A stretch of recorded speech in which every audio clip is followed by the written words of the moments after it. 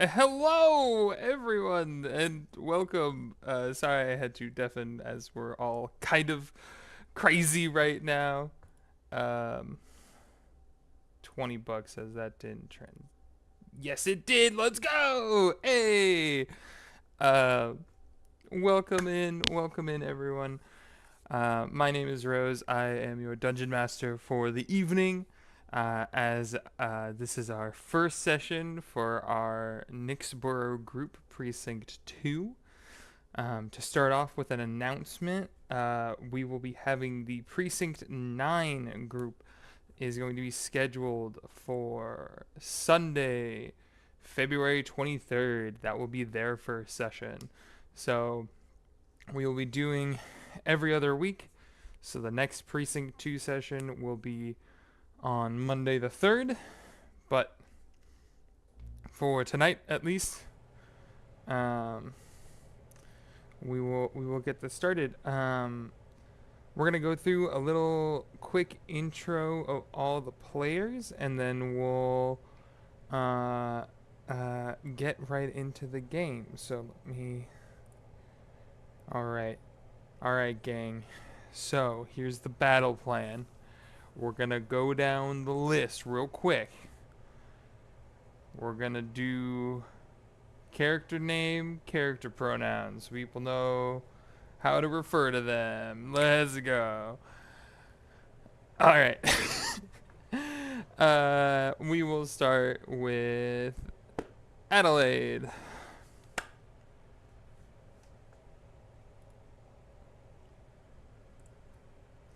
Wunderbar, wunderbar. We will just move on down the line on the reactive. So next one is our lovely Minotaur friend.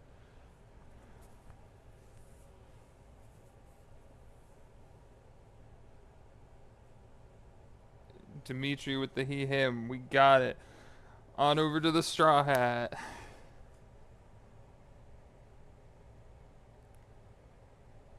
Sleepy, that's you.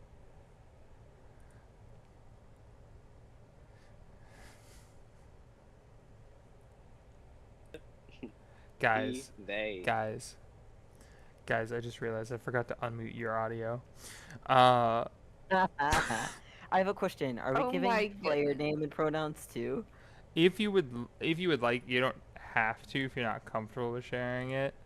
I just was kind of assuming we would do initial just character names. But we're gonna restart because guys, it's so scuffed tonight. We're doing great. We do. Yay. We're doing great. I'm learning. Uh, yeah, we'll start. We'll start again with you, Adelaide. Adelaide or Dr. Montgomery, she, her, played by Kiki.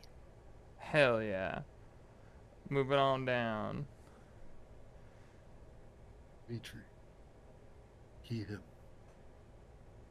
Played by Beasto. Played by the Beasto. Let's go. All right. Now Sleepy Troll one more time. Feliz Navidad. They. Played by Sleepy Biz.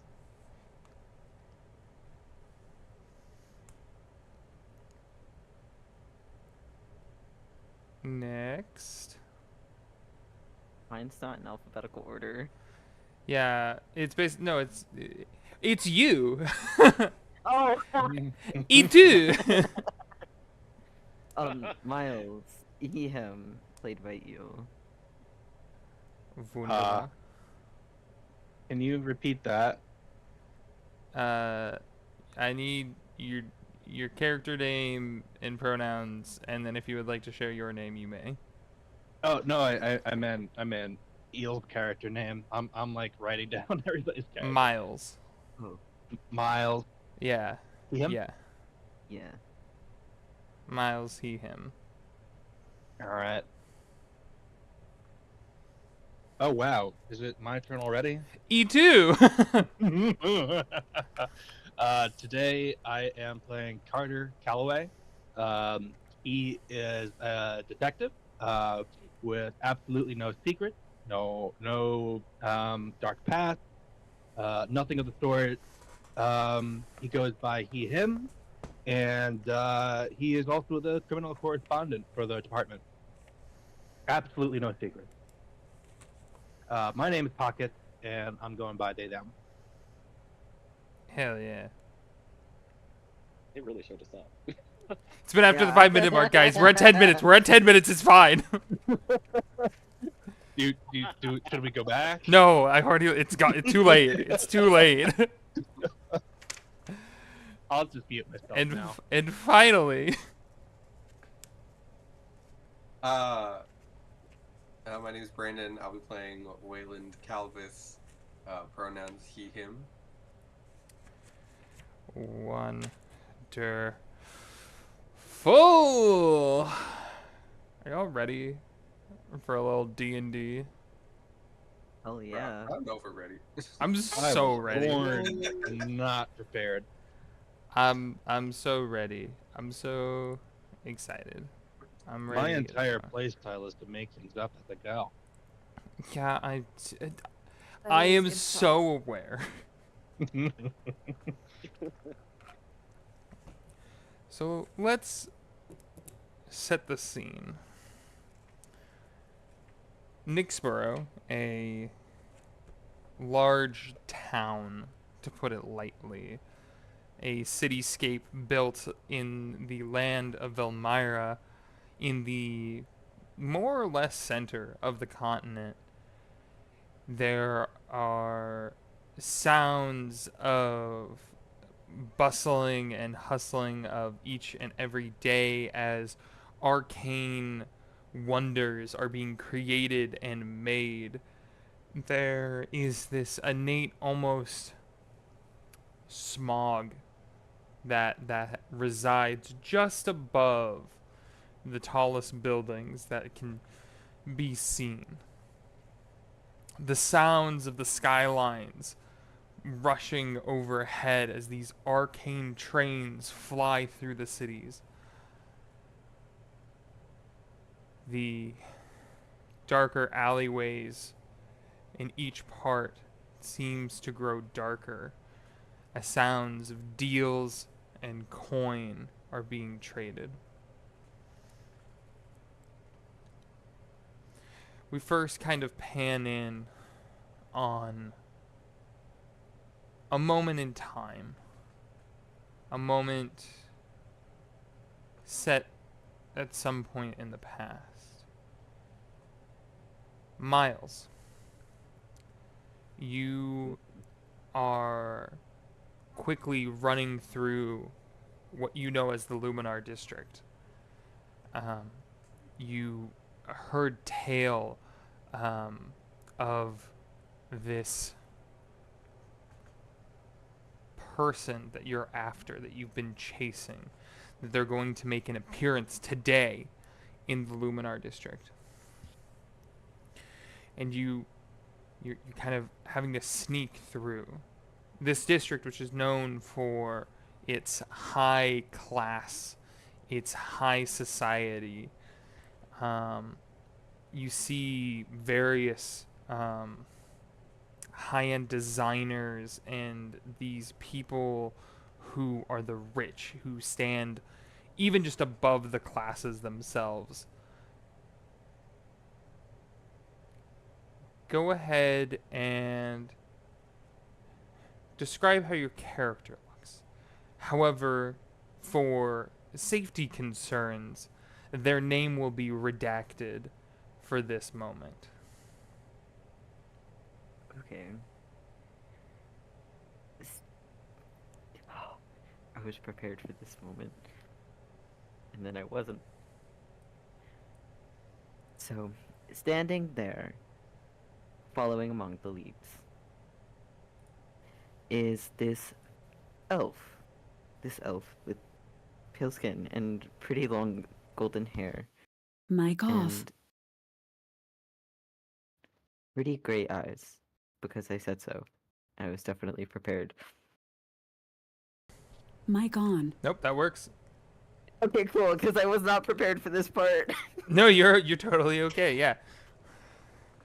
Paler elf, tall, kind of grayer eyes, probably wearing a set of clothing that looks exquisite fancy. Um, as you're kind of moving forward through the alleys and the lanes, go ahead and give me a stealth check. You got it.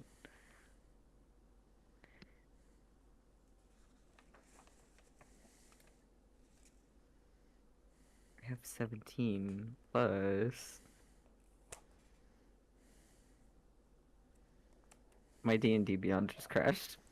Um, Here, give me 2 seconds. I'm pulling it up. Wait.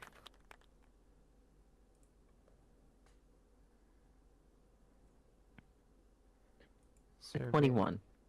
21. Perfect. Yeah. You kind of quickly move in and out of each kind of passing street, and there's a level of not only you being able to use the shadows to your advantage, but you're also using the crowds. The However small they may be, there's still people kind of bustling, and you kind of blend yourself in with each of these people. As you're walking forward, um, you know the location. You know it's coming up. Um, give me a perception check.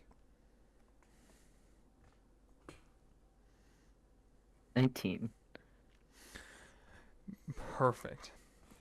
As you're coming up, you remember this person that you're looking for, this being. They are the person who's responsible for this new drug that had recently hit the streets called astral drift. The thing Such that's a cool name. the thing that's confusing about it is that it is something that seemingly gives people extra strength and spellcasters spells that they wouldn't be able to normally cast with what seems to be no downside. There's no hangover, there's no whiplash on the body. It seems to be extremely potent in that sense. But nothing comes for free. Nothing comes without a cost. But for some reason, this drug seems to. As you're moving around the corner, you look and you see just the tag of an M. And as you see that tag with that 19 perception, you hear the flittering, just a as a set of wings flies off, startling a set of pigeons as well. As the perpetrator seemingly has just managed to escape. However, they left their tag. Shit. Do you approach or do you I hang do back? approach. As you approach the wall, you see this M that's kind of almost acrylic in style, that the bottom part of the last M almost loops around into an O. The top parts of the M also almost look like a crown adorning it in this new light. As you stare for a second, the nickname Monarch comes into your mind. It's spicy. What else is around me? Yeah, doing a real quick glance, I'd say you see that this is kind of a darker alley. It is oddly clean. Being in the Luminar district, it is almost like there's no trash around. There is nothing extra to it. Okay. Give me an investigation. Investigation. How's an 11? an 11. Quickly glancing around, you do notice a brown bag that seemingly shouldn't be there. Do you reach for it? And I do a little sketch of the tag on the wall and my little notebook. 100%. You go ahead And then and I'm gonna yeah. And then I'm gonna check out this bag. cool. You sketch out, you quickly pull out your notebook, do a real quick sketch, and you reach down. As you're reaching down, a message pops into your head. It is from your father.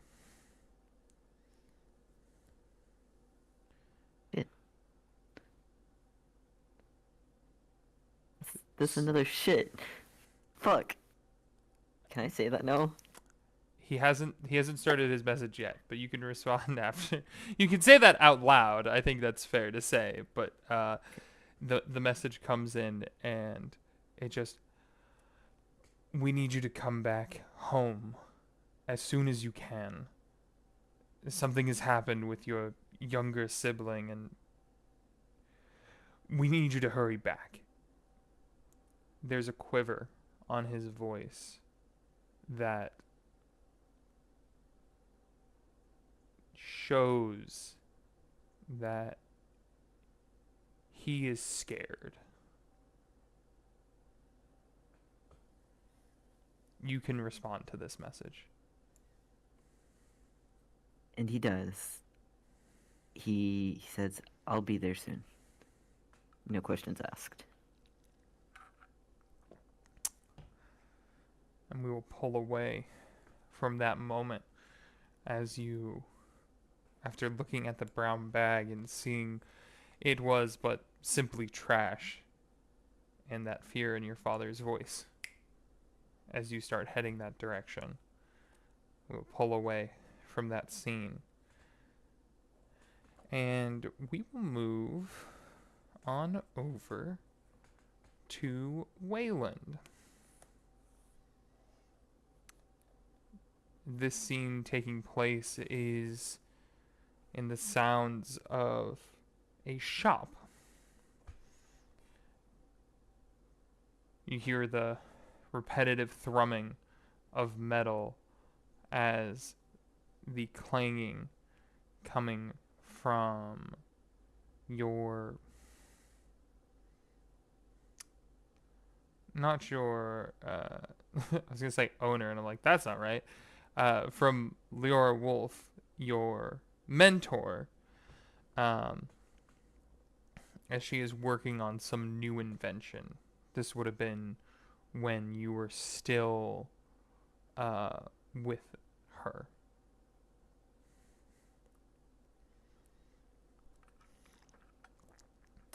Is it almost ready? It's almost ready. I've just managed to finally articulate the crystals inside. If you want to go ahead and pull this lever here, and she kind of gestures to a large crank on this machine that has 12 arcane crystals on either end of two discs that you can tell that when you pull this lever, it's going to spin.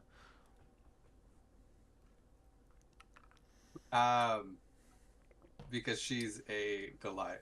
Goliath? What Mhm. I'm thinking of. I'm gonna. You got it. And I'm going to tap the toes of each of my shoes on the floor, and they're each gonna sprout a little bit of wings. So it'll give me some boost leverage, and I'm gonna fly up, and I'm gonna pull the lever as hard as I can. Yeah, go ahead and what, athletics, I feel? Oh, it's sure. I'll give you athletics with advantage because I think it's funny. With advantage, it's a 6. With advantage, it is a 6. You you fly on up.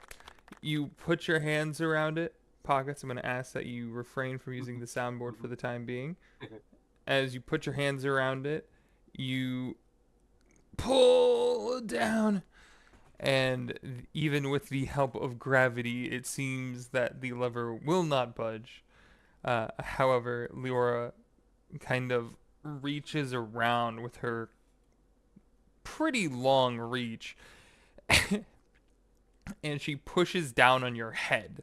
Not your arms, but your head, to get that extra leverage. And you and you pull and flop backwards, catching yourself in air, so you do not hit the ground, but you're kind of horizontal now as you see these crystals starting to spin rapidly, with small sparks starting to come out between them, crashing into each other, lightning erupting for a moment, and then the sound of just a fizzle as it just and proceeds to shut itself down. Leora kind of pulls her goggles off. Well, that didn't work. I was gonna say, if that's how it works, it looks mighty impressive. Definitely did exactly what you wanted it to. Well, But it was supposed to be a new power supply, so didn't work out exactly how I wanted it to be. well, I guess we'll just go again. I guess we'll just have to go again.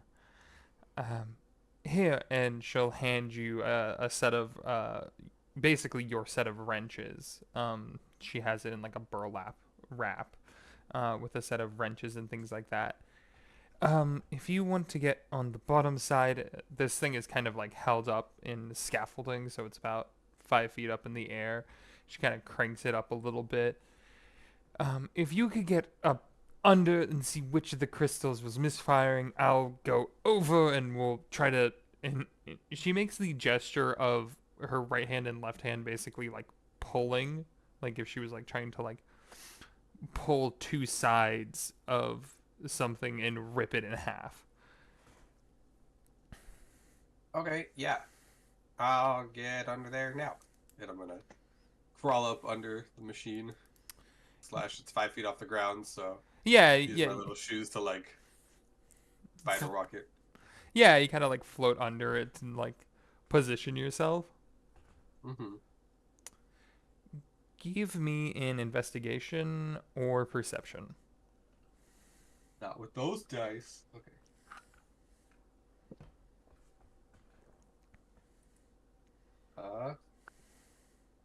Ooh, that's better. That's better. That's gonna be a dirty 20 investigation. Dirty 20. What you realize is that it is not one crystal, but two crystals that are slightly out of place. Mic off. Just on the underside. Mic on. Both happen to be on your side. I think that there's a couple loose under here, but it's okay. It's okay. We got it. And I'm going to pull out of my pocket my little mechanical stoat. And what does your little mechanical stoat look like? It is got the like a machine body, and like so like its arms and back are and legs, I guess, are all made out of almost like that. Oh, I'm gonna age myself. That like 90s, early 2000s like mechanical puppy toy that used to like bark. So it's got like that look to it, and then the like the head and the tail are both actual stoat. Like this thing was alive and then was turned into a machine. Gotcha. As you lift up your magical furry little friend, and what is your little friend named? Gonna look at it and say, "Okay, Zinc, we're gonna turn him like this. Are you ready?" You kind of lift up your little stoat, and as you say that, you kind of get a like a little salute from Zinc, as they kind of start climbing into it and start twisting and trying to push it in to realign these crystals. Okay, we're ready. Okay, make sure zinc is out of it before I, you know. Yeah, you catch that, Zinc? Do it and get out fast. And he hops down and kind of crawls up onto your shoulder and wraps think- around like the collar probably. I'm going to take my goggles, snap them onto my face, and get ready to turn. As you do that, Leora does the same. All right, let's give it one more pull and gives it another tug as the crystals start spinning again faster and faster and faster and faster and faster.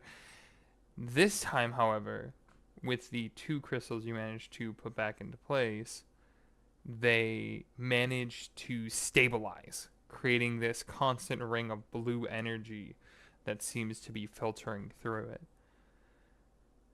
Leora kind of takes a couple steps down, pulls the goggles off slowly, and turns and looks at you.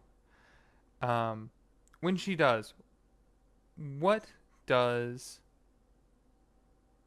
Wayland look like? What does she see in that moment? I think in this moment, he's got a little bit of like oil on his face, some grease from the mechanics. He's got on his like long sleeve black undershirt and his like brown leather vest that it's almost a coat but not a coat. Probably goes down to like the knees. His typical brown shaggy hair. It's even shaggier after being up under the machine. And his goggles, I think, just kind of have this reflection of the machine whirring while he's got this big smile on his face. And he's probably, I think, probably at least half of her height, standing at a tall 4 foot. Excellent, excellent. Yes, you feel a sense. I think also in this moment, that feeling of a job well done, shared with someone you look up to. As between all of that, they, she just goes and looks at you and just goes, well, Wayland, we just changed how magic will be looked at for the rest of Nyxborough's life. See, this is a lot more impressive the second time. Yeah, the first time it almost blew up. Well, actually, this is what now, the 5th iteration? The first 4 times it kept blowing up on us? Yeah, but it didn't. And here we are. Try again. Yeah, Such, could have been worse. such Could have been better. Exactly. Could be dead. Could be dead. Exactly. And we're not. I see this as a win. Me too. So, alright. Well, you go get some rest. And yeah, I think we're gonna have to talk with Magitech here soon and see what they think about this perpetual magical energy supply. As I'm walking away to go to bed, I'm gonna hold out 2 thumbs and I'm gonna say, "I think you got it this time." I think Stoat also holds out, or Zinc also holds out 2 thumbs, in just the same gesture, but on your shoulder. Mm-hmm. So it's like 4 thumbs up. And she gives you a genuine smile. As you kind of see on her face the kind of graying skin and white hair.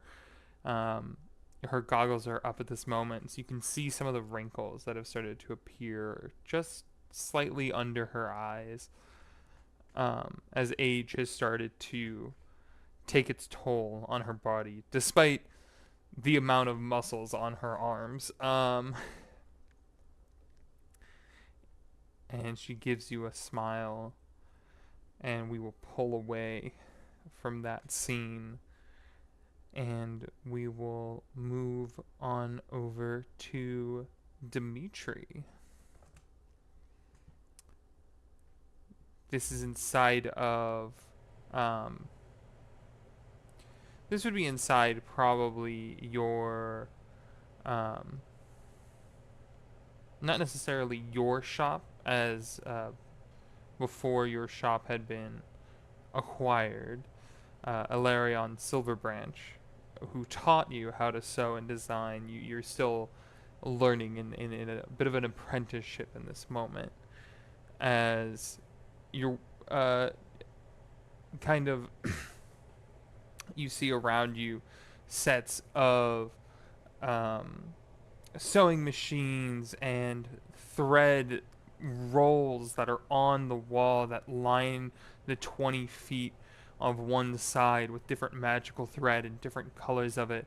As the room proceeds to go all the way back another 50 feet, you see large sets of pre-set up fabric and rolls of fabric that are also lining it in various colors and textures. As around you there are sets of small magical needles that have almost this like blue arcane look to them. In all honesty, it looks like Sonic's hair from the Sonic movies, and I have no other better way to describe it than that. Uh, as those are on the ends of some of these sewing areas. Ilarion Silverbranch, an older elven figure who, for an elf, he looks old as dirt.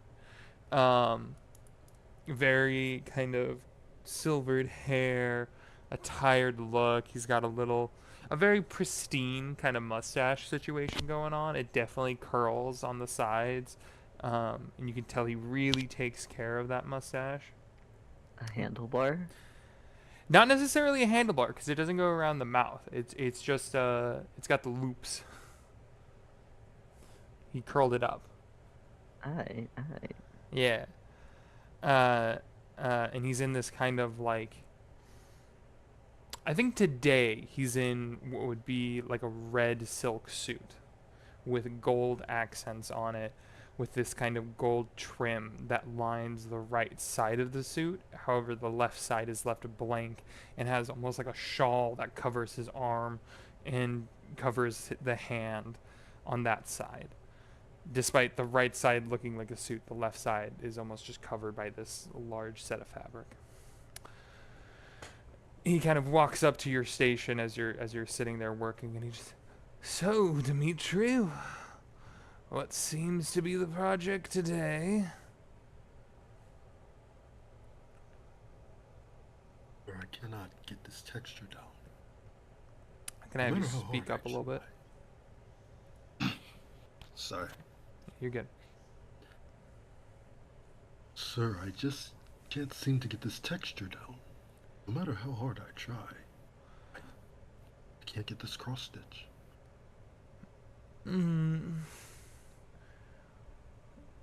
What kind of a... Oh, okay.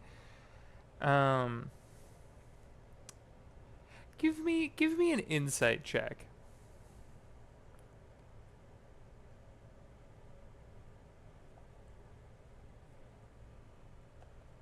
12? 12. This is one of the few times where Alarion is probably pulling your leg a little bit. That him saying, "Oh, I know what you're trying to do." He has no idea what you're trying to do. He can't make heads or tails of it in this moment.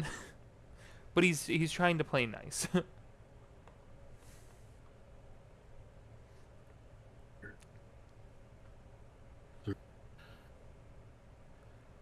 You don't need to... How do humans say it? How do you say it in common? You don't need to placate. You can tell me how it is. Oh, If it's ugly, it's ugly. That's just how it is. Well, at the moment, it looks like a dirty radish, so I'm not sure what the plan is. Knew it! And he's gonna get a little angry and just clear the table. Supplies clatter across the floor. Alarion, do you think Alarion is used to this kind of an outburst from you? Yeah.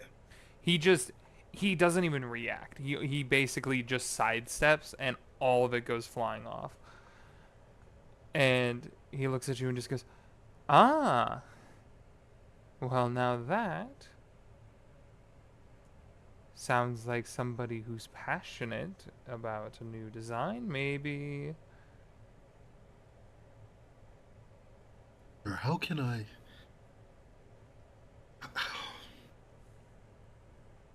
After everything you've done for me,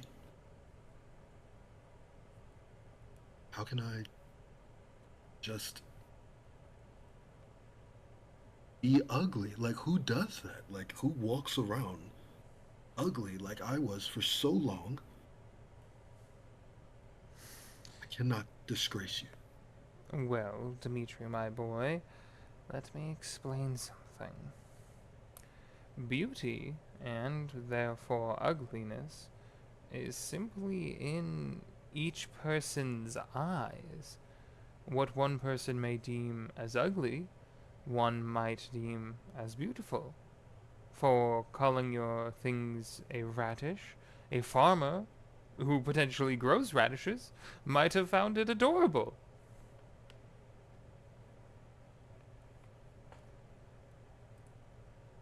You mean the theming and the beauty is dependent on the context of which it is being designed? Correct, my boy. Just like you. I mean, when we found you, you were a character for sure, but look how far you've come. Look at what you have learned, and look at all you have achieved. You're able to make something that, yes, might bring up the idea of radishes.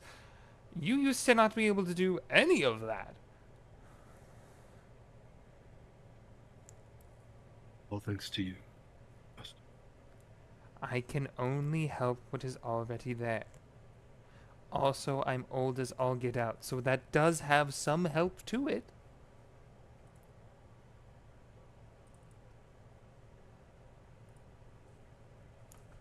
I think I've got it now. Alright. He's gonna put his head down.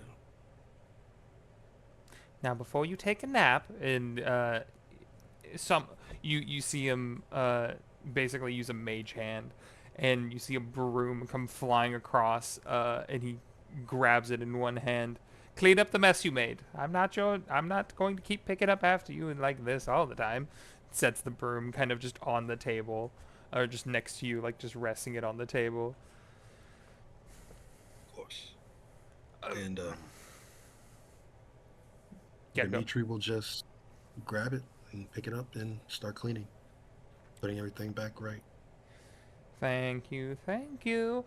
Also, in all honesty, it might not be a bad time for you to take a small break, as we recently got commissioned by one of the precincts to help them with their uniforms. So we're going to have to go see the supply shop soon to get some new parts.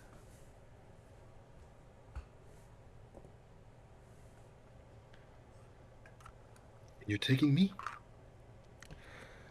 Well, in all honesty, between you and Thalanil, I don't really want to take Thalanil. So, yes!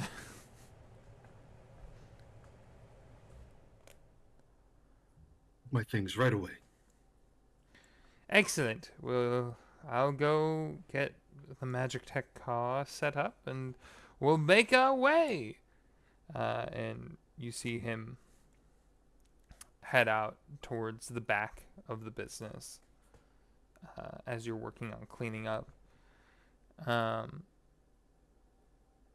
in this moment, you are alone in the shop.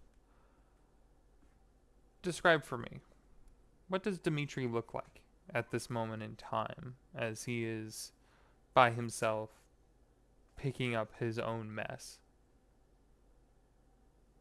At this moment in time, Dimitri is 7 foot tall, barrel chested, like he's muscled out. Um, he has very fine jet black hair. It's very short and it's very well maintained. Um, he makes his own clothes, so what he actually has on, he doesn't have a shirt on today, but he does have like a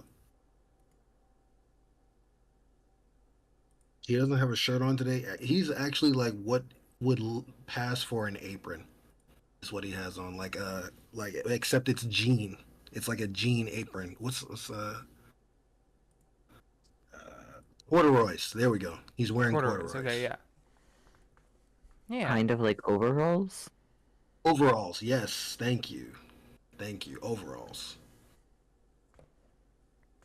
Yeah, and that's where he's. Oh, he's got a ton of pins in his beard. His beard is just holding like a ton of pins, and he's chewing on one. He's got like crochet needles in there. He's got like patches on the corduroy jeans just to like see what. He's just getting into design. He's just looking for things that he likes, and he's just sticking it on. He's not sure how it all flows yet. Perfect. Yeah, and you kind of take that moment. This is kind of midday-ish for you. The sun kind of still shining down and illuminating the space as you finish picking up what was left. And you hear the door open, the chime ring out. But I'm going to pause as we're going to back up just a little bit. And we're going to move to Phaelus.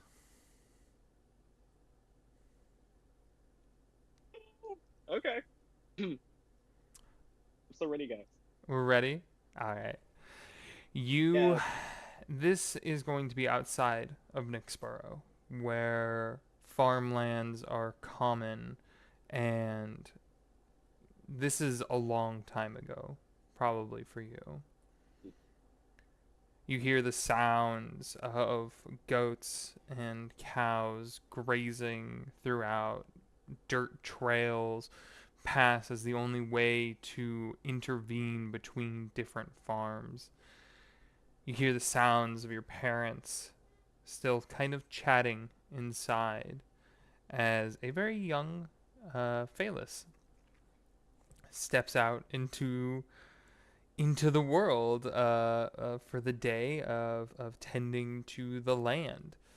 Now this is quite a bit younger Phaelus, but what's kind of the general vibe that we've got for him? Okay. So Phaelus is a gnome, 20 ears. So he has dark skin, and he's really freckly with like white, very curly hair. And he is wearing overalls. Definitely. And what else? Nope, that's pretty much it. He has Yeah. a big smile on his face. Big smile. Probably a bucket in hand or growing to grab a bucket. Yeah. Um, Okay. going Oh, to tend. he also looks a little scrawny, So he's a little like the scrawny. runt of the litter. Wunderbar. You got this scrawny kind of halfling, and you walk on out. You kind of move towards the barn area. As you do, you kind of, I think there's like a stone that you press, and you see a bunch of lights appear as there are literal rocks with light runes carved into them that activate and light up the barn as you walk into this, well, big red barn. You see that there are 6 different uh, troughs and different confinements, as you see a set of horses that are there. Um, and you see a um, you see your horse, uh, Nabeline.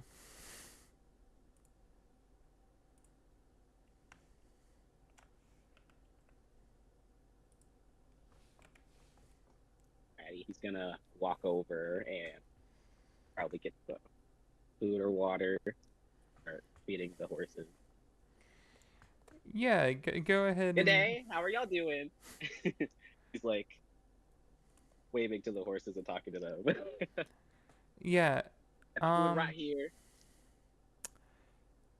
Go ahead and give me a medicine check. As when you come in, normally your energy, you hear a lot of, you hear a lot of the horses almost respond to you innately. Uh, they kind of. However, this time for some reason you noticed Nabeline did not respond. So go ahead and give me that medicine check. And 15. You look over and there's a moment of recognition, as you notice the front right horse leg. She is seemingly being a little gingerly with it, not necessarily anything, nothing too serious, but she does seem to not want to put her full weight on that right leg. oh man, what happened? He's like walking over and checking on it. You do a real quick. You come over. You check. Um, doing your quick medicine and investigation of it. You come to the consensus of her toenail is just like the horse hoof has just grown out just enough that she's kind of uncomfortable with it, and she's being a dramatic bitch. Um, as she is your horse. So, oh, sorry, Madeline. I completely forgot. Don't know. Worry. I'll take good care of you. Just give me a second. And he'll go find some clippers to chop that off, like shave it down. Out of character. I'm already take care of horses. Yeah, it's basically clippers. You clip it down and then you re-put a new horseshoe on it and then re-nail it in. You go ahead. You do that process of satisfying the pettiness of a horse. Just whistle in a tune. Just whistling as you work. I think this is one of those moments in time where it's very mundane, right? This is your day to day. This is just what you like to do. And it's simple and it's something you can control. What kind of a feeling do you think that like Phalis has with doing those kinds of tasks? A sense of accomplishment. Like, this is what he was meant to do, and he's doing it so well. Like he's made it in life from such a young late age. Yeah, yeah, Very happy. yeah. We kind of flash forward a bit. Things happen, events unfold, and we suddenly find ourselves following Phalis in Nyxborough, of all places.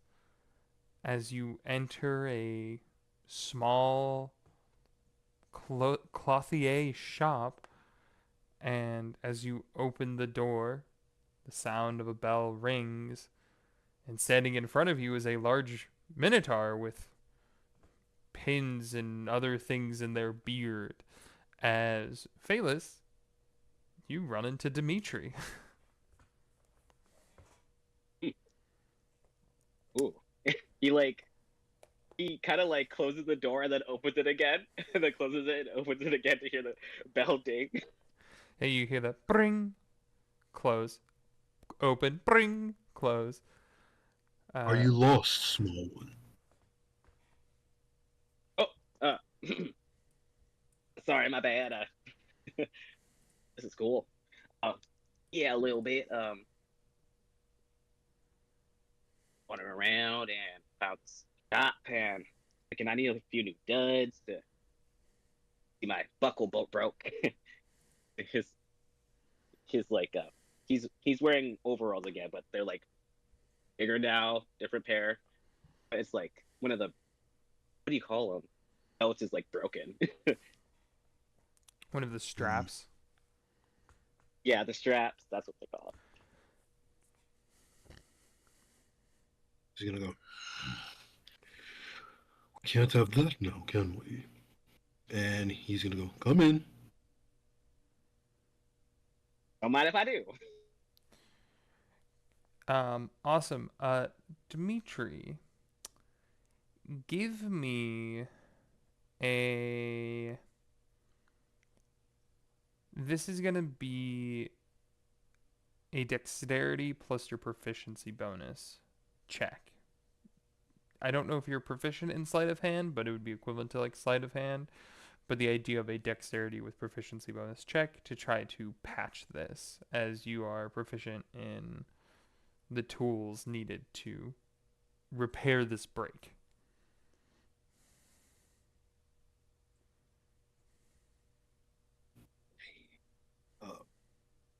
I'm actually not proficient in sleight of hand at all. It's actually really bad. But Well, that's what I'm saying. So roll the d20 and then add your dexterity plus your proficiency bonus. I rolled a nat 20. I cannot make this. Yeah, I rolled I a see nat it.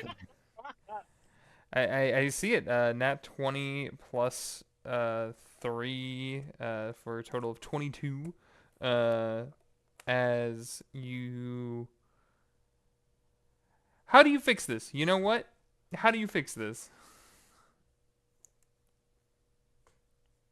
What does that look like? Dimitri is going to kind of like slowly meander.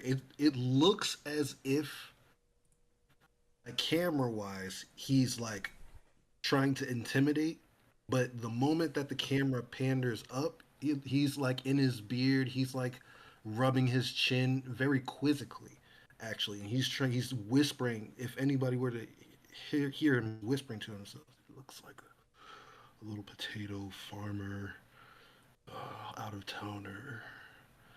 How do we make this pop? How do we make this? Aha! And he snaps his fingers, and he's gonna go. We just need a little bit of this, some blues, like the farmland sky, and some yellows like hay, and some greens like grassland.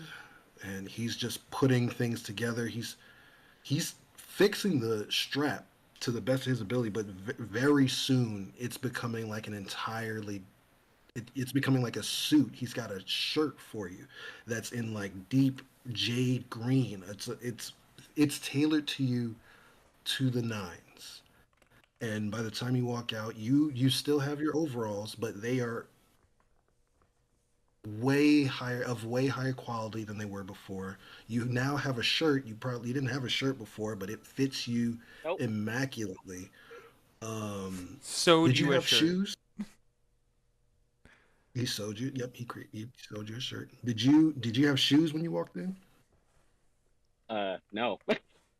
Just the Oh, overall. you have shoes now and dress socks, and they fit you perfectly. Everything. You just look like upgraded entirely, like almost model-esque now. Yeah. Shucks, the guy, I don't know what to say. Amazing. Do you like it? I can't afford. I love it, but I can't afford this. On the house. You also seem like an out-of-towner. Yeah, I just got here actually. I can tell. In that moment, Alarian walks back in. Dimitri, it's time to. Oh, a customer. Hello, my name is Alarian. Welcome to the Silver Branch uh, uh, Finery. Um, you look like an interesting fellow. Well, thank you. Oh, you're a hick. What? Never mind. Uh,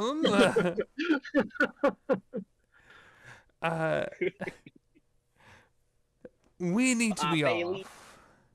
Nice to meet you. And he like tries to like shake his hand. He's a very It dirty hand. is. It is very much so a person of like higher class not wanting to get dirt on their hands, kind of a handshake. You put your hand out, they wrap their index and their thumb finger around just your index finger and shake it quickly, and then you see them like pull away and grab a little like handkerchief to like clean their hand off and stick it back in their pocket. Man, fancy folk really shake hands weird around here. uh We're about to head off. We have some business. You said you were new to town. There's. Are you looking for a place to stay potentially? Oh, it's definitely. I mean, I must have been in like hay bales. Um, very uncomfortable. All right. Well, Dimitri, there's a second room upstairs in that kind of apartment suite we have up there. I guess we'll put you two together for the time being till that can get paid off. Kind of looks at you, Dimitri, because he heard you say that it was on the house earlier. He said he liked my stuff. Just because someone gives you praise does not mean that you can give my things away for free. When you own the shop is and really your nice. name is on the shop board, then you can do with your products as you please. I can work for it if you want me to. Great. We're headed into the precinct. I guess we might need an extra hand lifting hay bales. And kind of gives you a look, Dimitri, of like play along. Master, he could be my model. If this eyes up and down, lovely human being happens to be your muse, then all right. And proceeds. Well, I don't know what a No. muse is, and I've never modeled before, but Gnome being? And with that, we'll transition away from the shenanigans of that scene. They said lovely human. They said lovely person. Is it human? Isn't he a gnome?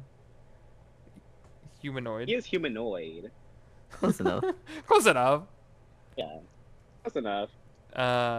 And we pull away from the rancorous level of chaos there as we pull in to Nyxborough University as a doctoral speech is just coming to its conclusion as Adelaide, you're giving your doctoral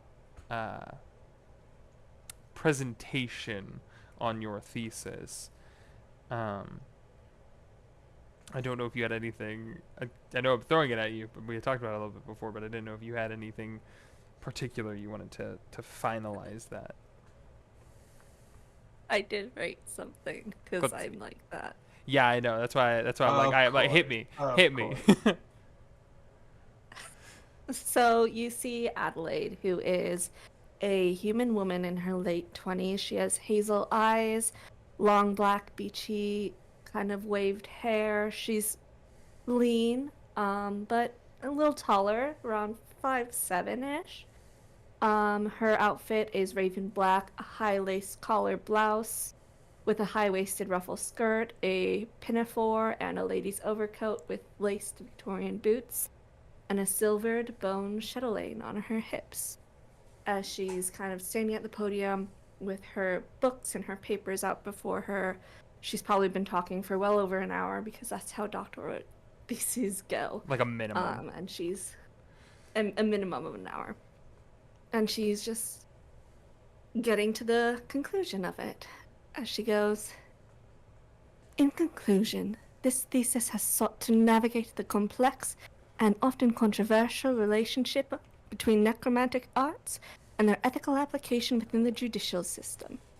Through careful examination of historical precedents, cultural perspectives, and modern legal frameworks, it has become clear that, while the practice of necromancy remains fraught with peril and ambiguity, its integration into legal proceedings is not without merit when approached with caution and discernment. The potential for necromantic techniques to provide clarity in matters of justice, particularly in cases involving unresolved deaths, missing persons, or unsolved crimes, offers a unique avenue for enhancing truth-seeking. However, as demonstrated throughout the research, these ethical implications are vast. The boundaries of consent, the preservation of the dignity of the deceased, and the potential for abuse must remain central to any legal use of such arts. While this study acknowledges the inherent dangers and risks involved in tampering with the dead, it also proposes a structured framework for the ethical use of necromantic arts in the judicial systems. The careful regulation of such powers, the establishment of dedicated necromantic oversight bodies, and the unwavering commitment to justice and fairness can assure that these practices serve the greater good, rather than perpetuate harm. As we stand on the precipice of integrating these ancient arts into modern legal systems, it is imperative that we focus on the integration with the same respect for life and death as we do for any other aspects of law.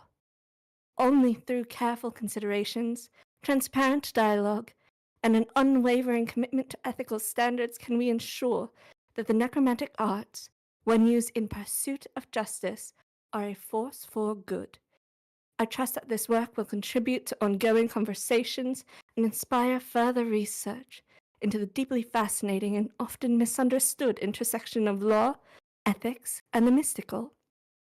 May I encourage future scholars to grapple with these questions, refine our understanding, and continue to strive for a justice system that is as fair and inclusive as it is innovative. Thank you for your attention, your inquiry, and your commitment to the ever-evolving dialogue between magic and morality.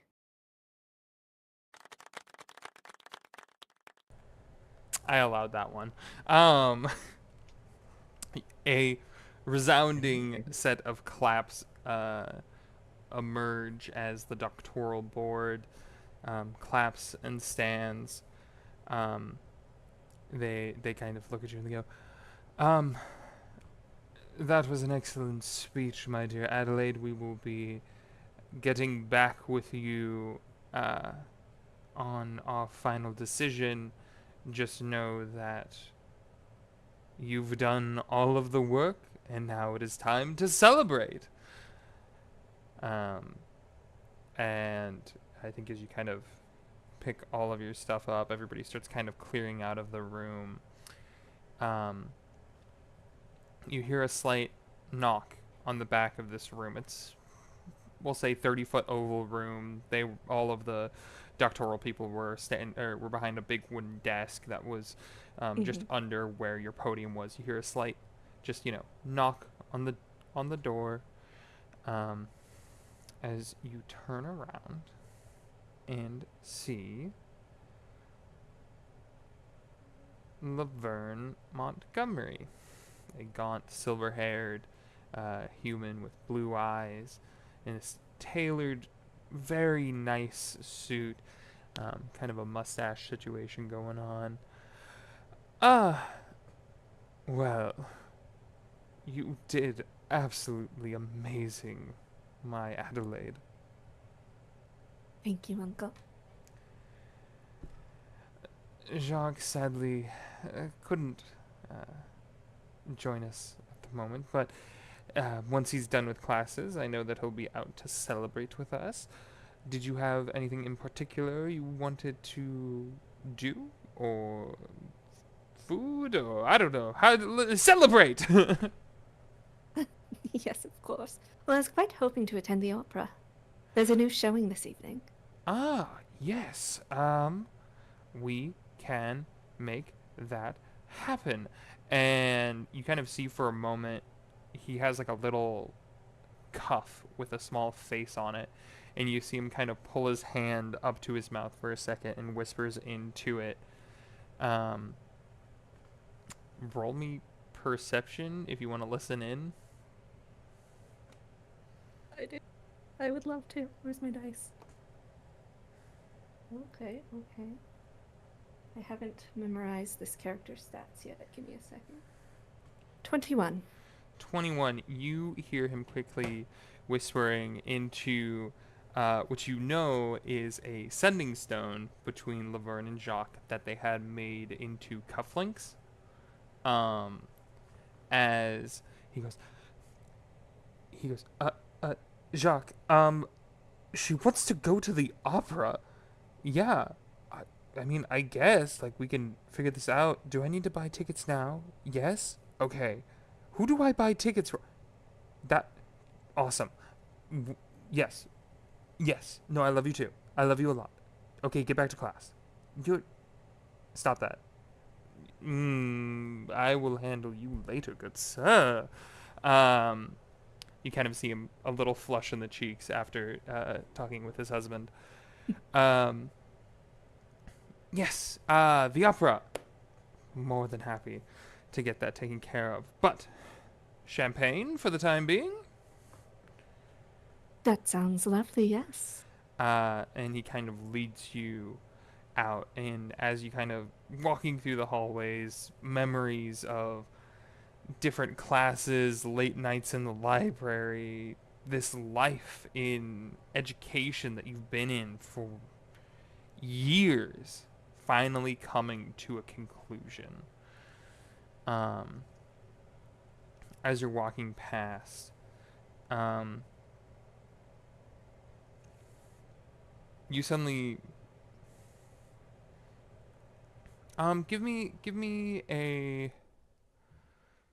intelligence saving throw.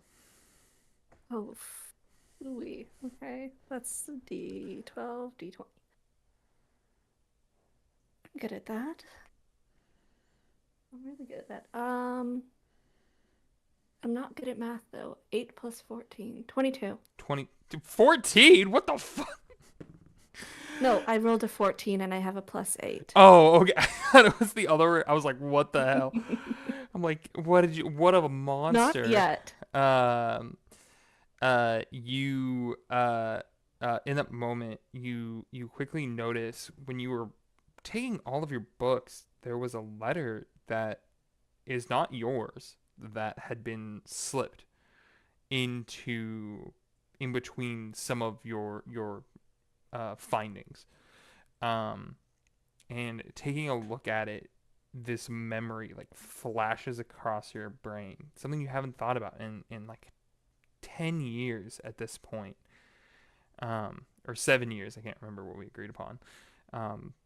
But you recognize the brown kind of tattered envelope that is resting in it, as it looks very familiar to you. She's gonna kind of fall back a little, following Uncle Laverne, and try to discreetly open the letter just to read what it says. Yeah, give me sleight of the hand. Mhm. That was a D12. I need a It's the big get a one. different die. It's the big one, Kiki. Big one. That's a 11 plus 5, 16. 16. Um, in this moment, Laverne is just rambling to himself about this lovely uh, new strawberry shortcake recipe he wanted to start working on when the next time he could with Jacques, potentially over this next weekend. As you know, he has a a love for baking and a love for sweet things. Probably why he married Jacques. Um, and you quickly kind of in that you kind of pull it up and slide it in. I think you probably like slide it with your nail quickly, and as you do, you see a black feather inside of the envelope, and you kind of pull the letter out, and all it says is, "I'm so proud of you, my little Addie," with an R at the bottom. She's gonna close her notes really quickly. Uncle Laverne, Yeah, yes, my dear Adelaide. do you recall those letters I used to receive? I just recalled I haven't received any in some years. Do you know what happened? I mean, after that man was captured and jailed, we talked with the authorities and made sure that no letters could not be sent out from the prison for which he was kept in. Are you certain? Both myself and Jacques, as well as the many other uncles that, of the Montgomery family name, I mean, we definitely put our name on the line to make sure that that he was unable to send anything out.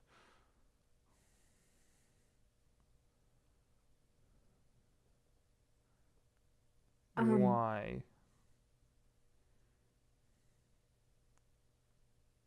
I received this. This was in my notes. I don't know how he got it into my notes for my thesis. And she's gonna hold it out to him.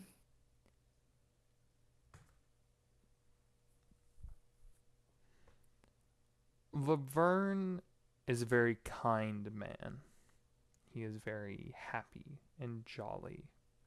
In this moment, his face shifts. It is cold. His eyebrows furrow.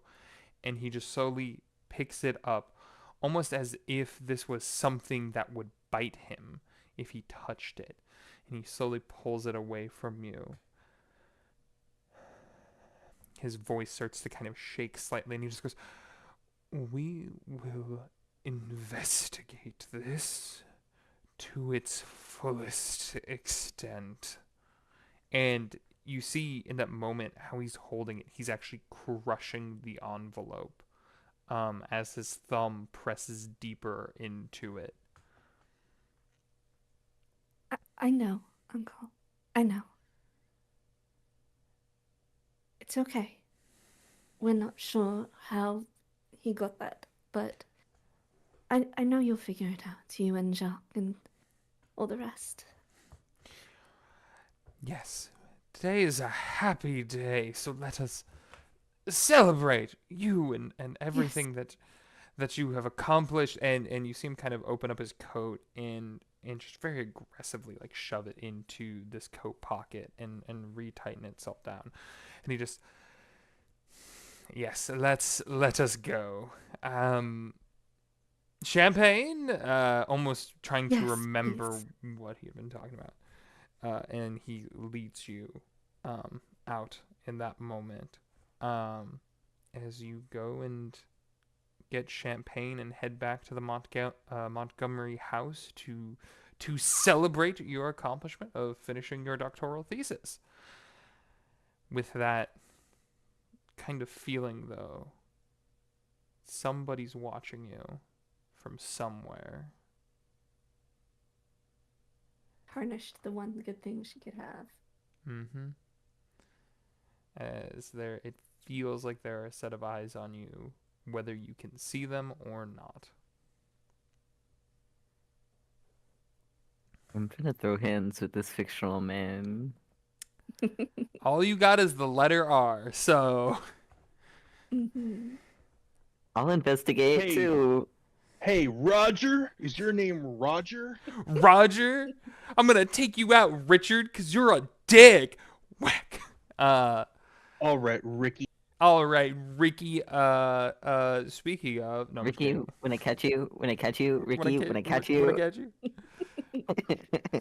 we pull away from that unsettling celebration as we pull in on an apartment, simple as it is inside of the Forge Ward,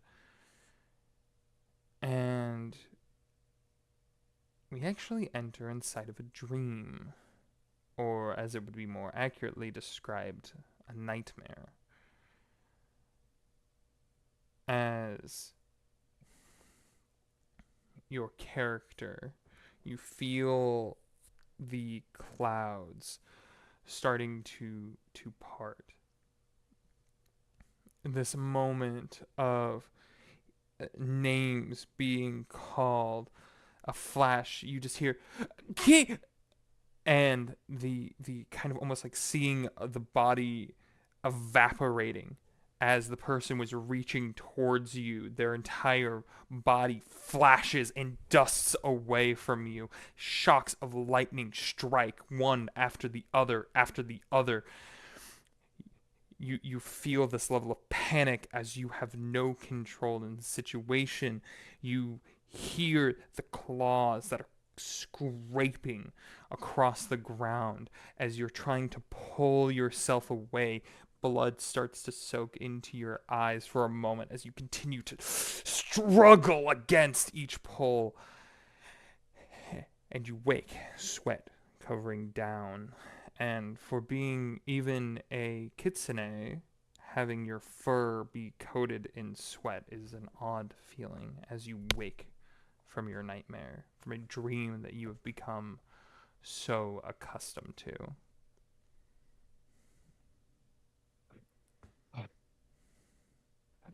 I've got to stop dreaming about that.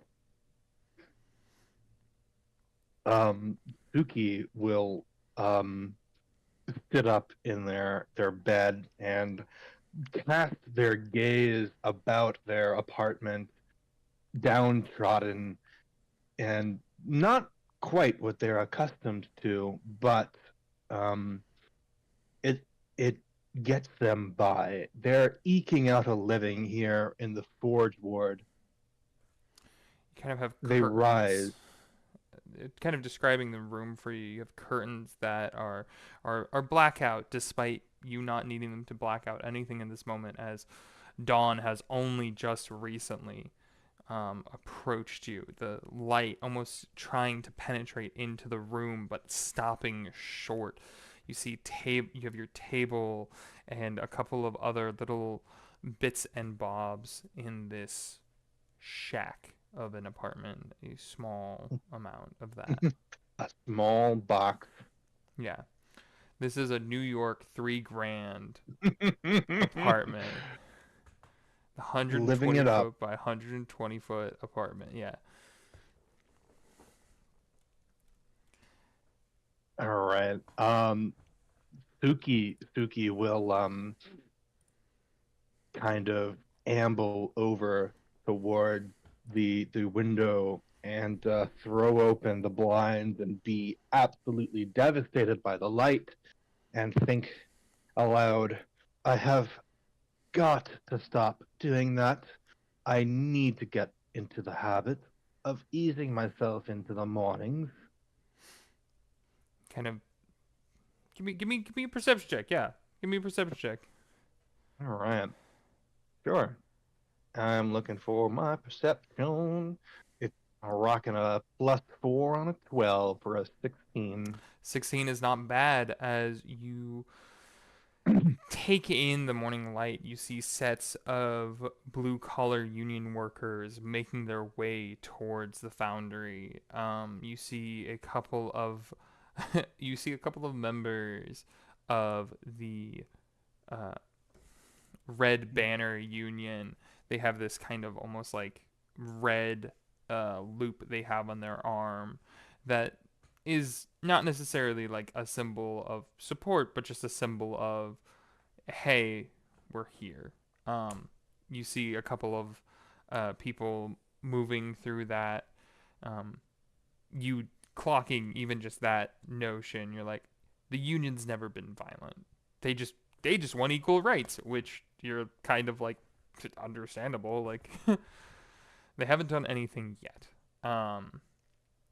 You see a couple of Warforged even making their slow approach towards the different foundries in the morning. The light almost struggling through the smog in this area of town, as production is going to be beginning soon. As you hear a whistle off in the distance, signaling for people to start their workday at the equivalent of 4 a.m., 5 a.m., basically. Suki will kind of amble towards the door and start putting on like getting dressed to like go out for the day. I could use some fresh air if that were easy to come by in the city. At the very least, I know that there are some things in common with home. Although that whistle would never fly in the Gloam Quarter. Never. Suki changes their appearance in both the tangible sense where they are putting on their clothes, but in the sense that their actual physical form changes a bit, rather significantly. They go from a more confident posture to a slouch, and they assume the guise of a pale, slender human with a freckled complexion and an androgynous build, and they reach down and they pick up a pair of round glasses with thin black frames, and they cover their eyes with that. Their eyes being tired with a nearly hollowed look. They reach down and they pick up a large hat, well worn and seen better days, but it's one of those newsboy caps.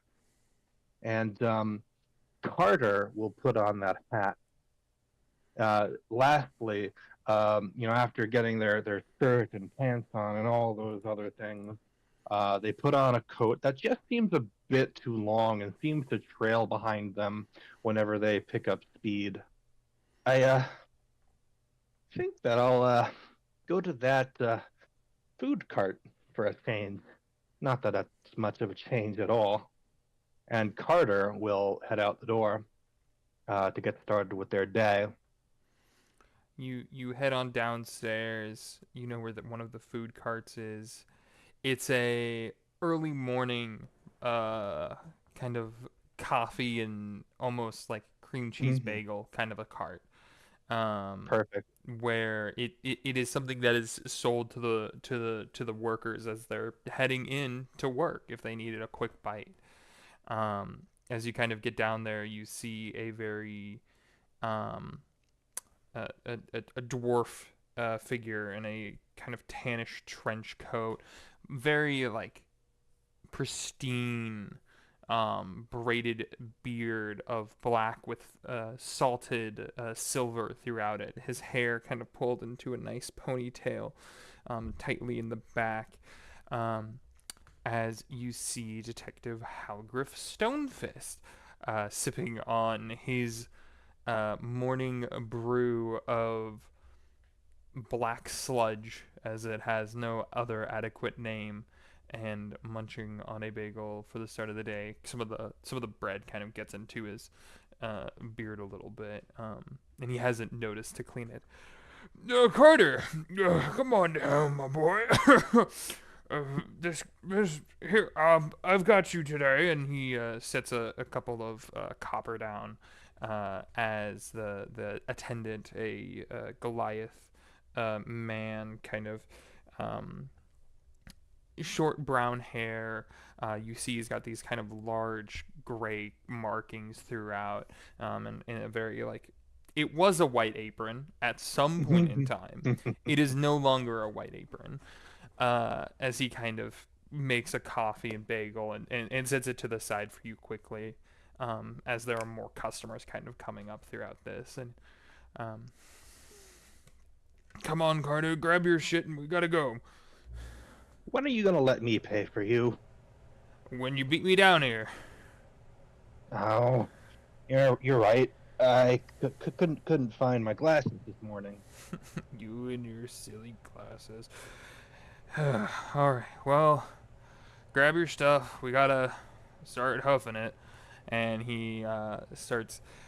It's kind of the thing of. I don't. Would Carter slow down for him? Because he kind of moves a little bit slower just due to stubby leg syndrome. Yeah. Oh no, absolutely.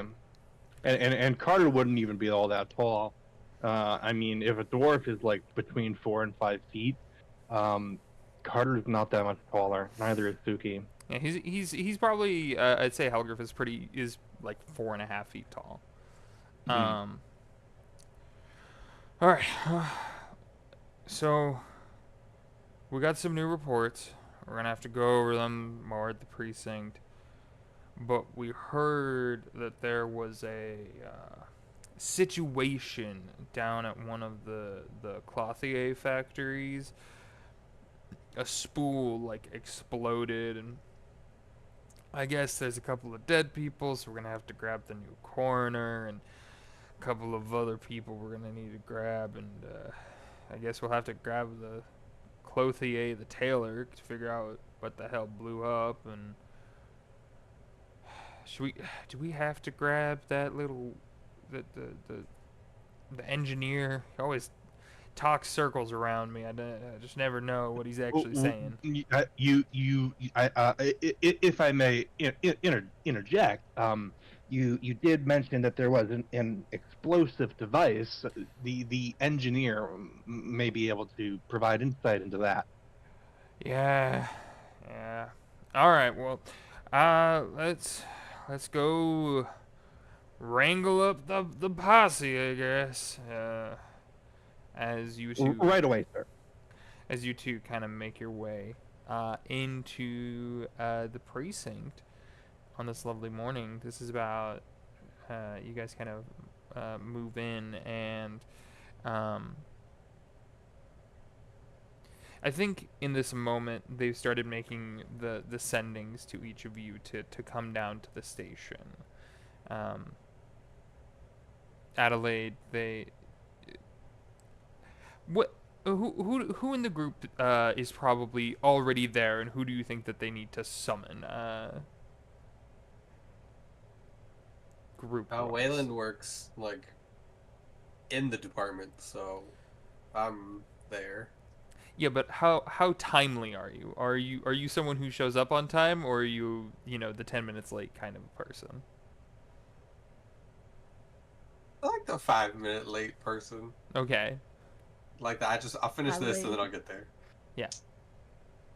Adelaide is 10 minutes late. 10 minutes early is 5 minutes late, and leaving on time is leaving early. Tracks. Dimitri is likely not not there on time. Probably he would probably initially think it's a joke or prank. Perfect. Miles is there on I don't time. know where I'm going. Phelis is with Dimitri, and they both got lost on the way there. Uh, so I think in that moment, you kind of everybody sees Detective Halgriff and Carter, and they kind of both enter in. Those that are there on time, as Halgriff kind of looks around and goes, "All right, okay, all right." Uh, Points to Adelaide Corner. We're gonna need you to help out. We Yes. got some bodies. Guess there was an explosion. One of the clothiers. Miles. Miles, please re-describe yourself in your civvies, as we'll call it.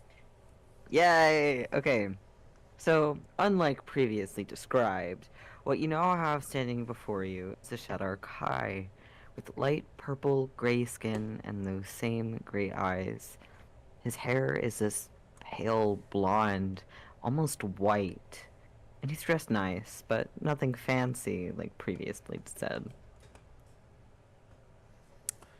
Uh, Miles, this might have something to do with the thing you were looking into, so you might want to tag along for this one.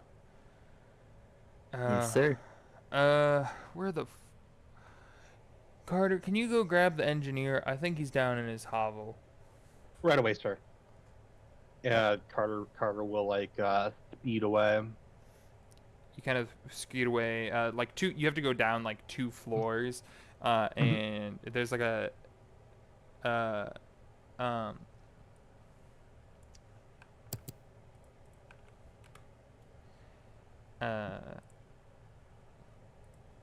ignore that last part, but yeah, he kind of moves in, and he looks at you, and he just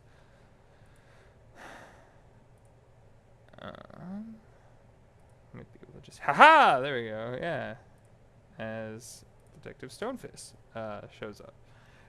Heck, Look at that. I haven't got art. look at that tie. Look at that. His tie looks like caution tape. It does. Oh, I'm not muted. Correct. I'm not. You kind of go two floors down.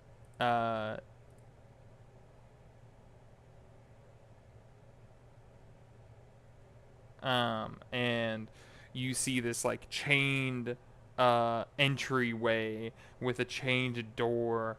And then you see a bunch of different arcane crystals and gadgets and gizmos, as I think you hear a small kind of explosion happen 10 feet away from you, Carter, or like 30 feet down in this kind of cellar area for a moment. Normally there are silence runes around here just in case. However, they were not activated this morning, as a large bang goes off, and you see a bunch of uniformed officers quickly approaching behind you. As Wayland, you're in this little precinct Lab. Yeah, I guess that's the correct term for it. As one of your new detective creations, had a bit of a misfire this morning. Yeah, I think kind of like walking up the stairs. There's some. It's not smoke. It's like a magical gas, and like it's kind of floating up out the door. And I'm just brushing off my pants. I'm just like, oh, sorry, that happens. Almost done. Can I help you? All the uniformed officers are like putting their like batons and other things like that away and starting to head out.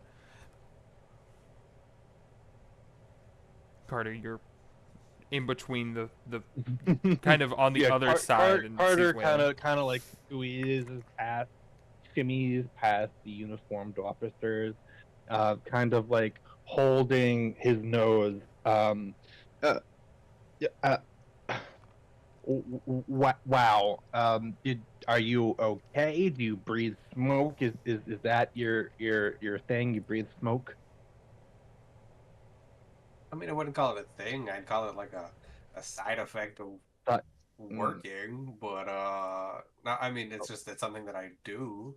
But what brings you down here? Are you gonna help me? Just give me a hand. We'll kind of get this thing done together. Well, I was Halgriff sent me down to collect you. You're needed in the stand up, like right now. Right? No, we have like a whole hour. Like it's we've got time. Let's go. No, we don't have an hour. He's requested your presence immediately. I'm gonna look over at the clock, which is like face busted in, like it's not working at all. Probably hasn't for a minute. He's like, The clock falls off the wall. Yeah. In that moment. That might be wrong. I guess we should just go. We'll fix it later. Yeah, that's a great idea. We do not want to keep Halgriff waiting. But mind your step. I think there's some debris at your feet. You might maybe step over that. You'll see him, instead of stepping over it, just kind of like, again, those kind of like winged boots take him over it, and it's just like, okay, like without minding at all. He's just like going. So walk with me. The reason that your presence is needed is because we're going to investigate an explosion today. Not that one, though. Right? I can tell you what happened. Never mind that crazy. one. We've already cracked that case. So moving on. There was a explosion in the commercial on a commercial street in a clothier factory.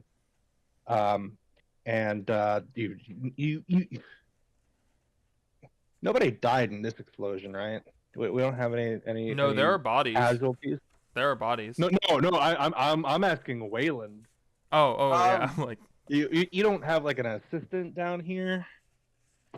I mean, I guess I'm technically the assistant, but like, what are we considering death? Like, what are our standards for that word? You know, the meet the mortal end. I'm not like a philosopher, but the legal definition. Oh, no, they're fixable. No, they're fixable. We're good. It's fine. They're fixable. Yeah, you fix death. No, I haven't seen the coroner lately, but I thought that was the coroner's area of expertise. But I'm sorry, I said too much. I really didn't mean it. We're gonna see Halgriff, and he's gonna explain everything to you. You're needed because there was a bomb down the street. Oh, a bomb? That's kind of crazy. Did you call the bomb squad? Like, why? Yeah, that's you. Oh, I guess well, everyone else is busy. I mean, no, you're clearly the expert in explosives. So small point of contention as we walk down the corridor. Small point of contention. Halgriff is going to insist that we don't set off any more explosives. I don't blow things up on purpose. And that's good. I think and that is good. In that moment, you guys re-enter into the scene, coming through the doorway, and Halgriff just kind of looks at you, Carter, and the explosives already went off. Yes. We're looking at it's just residuals. Yes, but there may have been an explosion downstairs 2 levels down. I heard that. Yeah. So I'm just asking our colleague not to bomb any more things. That's all. That would be appreciated. I would say that would be a nice change of pace. It's fine. All right. Well, We'll do it again. let's suit up Today. and head out. And we'll kind of cut away, unless there's anything else anyone else wants to say, as we head to the crime scene. Nope, I'm chilling. Have they set up a perimeter? Yes, they have. Oh, also, I would say at the point of you getting Wayland in would be when Dimitri and Phalis finally show up. Mm. As we come in, you get this kind of large scale image. There is still flames that are licking the top of the roof of this large 250-foot long, 60, 75 feet tall, large foundry in the Forge Ward. You see caution tape has been set up all the way around the perimeter. They're pushing people back, making sure people are okay. There are a couple of other healers that are already on site. As Phalis, you see some of the other medical staff as well that are in this vicinity. As Adelaide, you see that there are a couple of bodies as well that have already been kind of covered with like a blanket. As you guys kind of like move into the scene, Halgriff kind of looks to you all and just goes, "So, small explanation. Something blew up back there. A couple of people that were close to the blast end up losing their lives. A couple of people are injured at the Well, moment." that's sad. What was that? Say that's so very, very sad. It is, but that's kind of part of line of work. There are some residuals that are acting a little weird back there that you guys should probably go take a look. Mr. And he kind of cranes his neck up as he looks at Dimitri.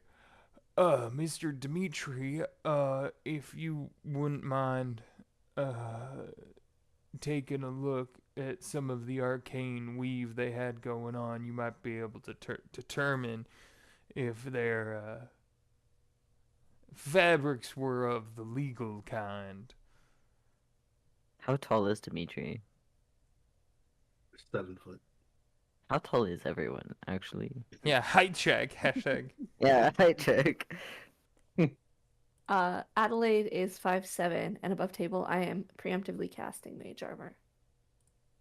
Okay. Phalis is a mighty 3'9". Okay. Miles is a nice 5'11". Yeah. Carter's 5'3.5". Hell yeah. Sounds like something a short person would say. Yeah, like a really short person. Imagine being shorter than 5'3.5". No comment. Wayland is a tall 4 feet. Oh, 4 feet. Which is tall for a Kender, but Yeah. It's tall for a Kender, but yeah. We'll start with Phalis and Adelaide as your targets are a little bit closer. As I'm assuming you two go over to either those that are injured or those that are, well, they can't be injured anymore. Yeah, Adelaide, you see a chatelaine on her hip, which is basically a medieval keychain that women wore on their skirts. And she unclips what looks like a silvered book, and it turns into a full-sized book, and she starts pulling threads of kind of an iodine yellow magic out, and it weaves around her as she casts mage armor and starts moving towards the bodies. Amazing. And Phalis takes out some gloves on his pocket and puts them on, and starts heading towards the injured people. Yeah. Go ahead. Phalus, give me a medicine, and Adelaide, give me a medicine as well, but it's gonna have very differing results for your options. Oh, 24. Hell yeah. We did something with my medicine. Can we do something with? I What have you got? advantage on medicine checks made with mortuary tools, so I'm gonna pull out my mortuary tools. I'll say part And of Chatelaine. your Chatelaine is, yeah, it has that, so that's Yeah, easy it's enough. the dormant state. Know the dead. Yeah. Okay, that's not bad. That's really good actually. 27. 27. Cool.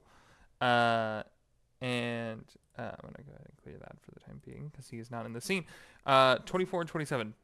Lovely. The 24, Phalus, you quickly come over.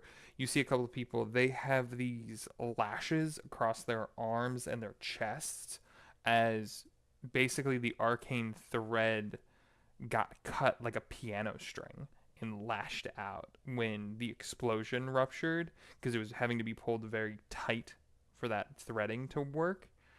And so you're seeing that they have a Ooh. couple of good cuts across their bodies. With the 24, though, um, I think you quickly work. What does your healing look like as you start kind of? This would probably be sewing them up and trying to heal them. But what does that look like? What does Phalus's healing look like? Okay. Well, first off, he pulls out a bag that may or may not have dirt in it, and he just like grips it with like his gloved hand and like starts rubbing it there. It's like you're gonna be just fine. Don't worry, I got you. And then it's his he pulls out like a small little med kit. Probably just starts stitching them up. They need any stitches. You probably have the equivalent of a trauma bag with you. Yeah. Um, Trauma as bag full of dirt. Yeah, it is just dirt, nothing else. Uh, It's dirt and grass. oh, Uh, I yeah. think Adelaide. I think with your 27, you note the slight dirt on the gloves. But you've seen him do this multiple times before, and it always seems to work I despite feel the like she tried to sanitary. talk to him about it, and Yeah. he's like, "It works though." Hey, I If keep it rubbing. works, don't fix it. If it works, it don't Nothing's fix wrong. it. If it ain't Uh, broke. She tried to explain to you virology and germs, and you're like, "If it ain't broke, don't fix it." Druids plus And it works. virology don't don't mix. Um, you kind of come over It and you won't get them infected at least. Yeah. Adelaide, you come over, you pull back one of the corpses. You see they're just burnt. I mean, they're pretty toasted.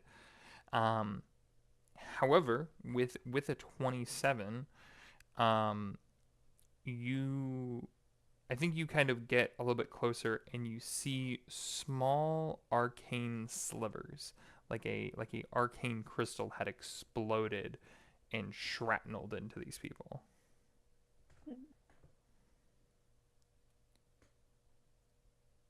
Um, she's gonna start collecting the crystal shards and put them into vials for Wayland to kind of look at later once he's done with what he's doing. And what are the conditions of the, how do I say this without being weird?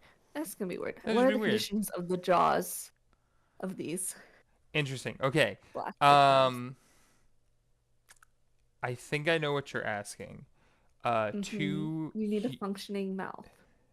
yeah, two of them. You notice the. It's not just the jaw. The entire face is almost like caved in, or their mouth is Okay. fused shut. However, on the third one, you notice something a little bit different. This person must have been a bit farther away from the blast. Still declared deceased. However, the outfit that they're wearing doesn't match any of the other workers or other corpses that are with it. This seems like someone else.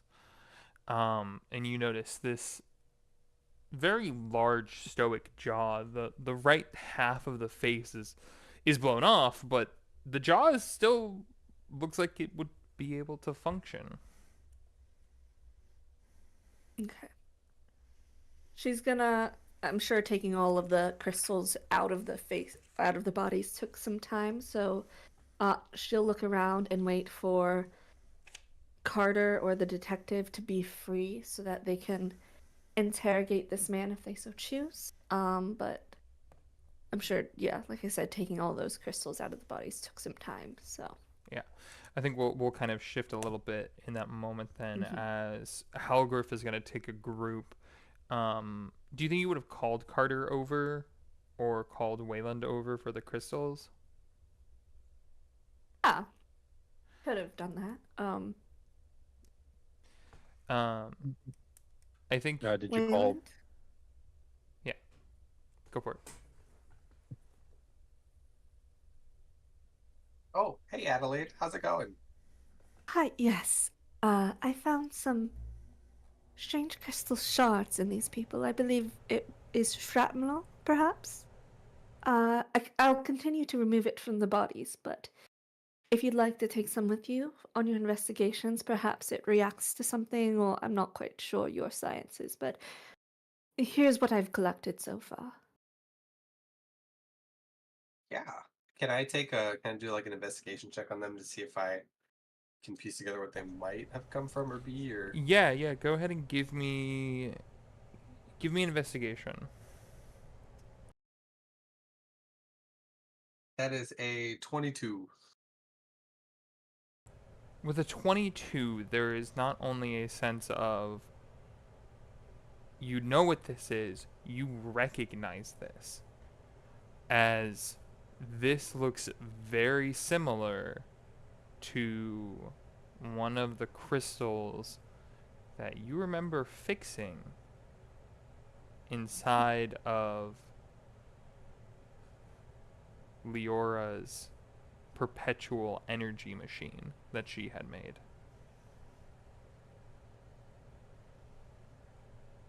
These look like, I haven't seen them in a while, but these look like the crystals to a perpetual energy machine. What the fuck were these guys doing? Why would that be here in a cloth factory? I I, I don't know. I actually I worked with Dimitri on a couple of things. Dimitri. Mitri will saunter over. Since it's been like a little bit of a fast forward in time since we last seen him, his style, he's absolutely come into his own style. He has a very metro casual style. He does favor open shirt. Uh, yeah, an open shirt, dress shirt kind of style with slacks. Everything is fit incredibly well to his body. He's gonna go. Good afternoon. Good afternoon. Love what's happening. Uh, it's still morning. Good. Yes, Carter does make a point. Look, what time? I'm not even through my second cup of coffee. Look, time is a spectrum. Anyways, so Adelaide found these shards that I recognized from a thing that my mentor worked on. But how do you think that this fits into? It's a perpetual energy motion machine, to put it easily and in words. How do you think that this could factor into a cloth factory? Like, what are they doing here? Is Carter in this scene? Yes, yeah, you were called over as well. Okay. Miles, if you want to you join, if you want to just be hovering, it's fine to just have everyone kind of Yeah. gather. Yeah. so you're saying that your mentor's invention may somehow be involved with the crime? I mean, if my mentor's invention was involved with the crime, Magitech would be involved with the crime. But I think that's a proprietary piece of information and machinery owned by Magitech. So I don't know if they're exactly done here, but some jackass could have been trying to do a knockoff or their own. I don't know. Well, once I pull all the shards out of these bodies, I can work on mending them, perhaps. But let me keep. And she's like got tweezers pulling them out of the mush that is left of these people. It is very wet and very sticky, but we're gonna keep rolling with that 27. Easily doable. While Adelaide did I say that right? No. Adelaide? Adelaide. Adelaide? Adelaide. Yes, Adelaide. Adelaide. Listen, if there's a way to butcher a name, look, I chose Pockets as my name. I'm a simple person. Um, so yeah, while yeah, anyway, while our resident necromancer is doing that, I while Dr. Montgomery is There we go. mending the corpses and pulling the crystals out of the cadavers. Carter is actually going to see if there are some living witnesses to interview. Consult with the officers on scene and maybe put together a list of witnesses to interview. Yeah, I think you're able to do that pretty easily. I think there's also an aspect of the ones that are here because they're trying to kind of keep it a little more hush hush. You might have to call in witnesses later. Those that are still on the scene, though, that have been held, you see the ones that is currently actively working on that are probably going to need hospital here soon. Intensive care, yes. Intensive care, as healing magic can only do so much. And Anyone want some grapes?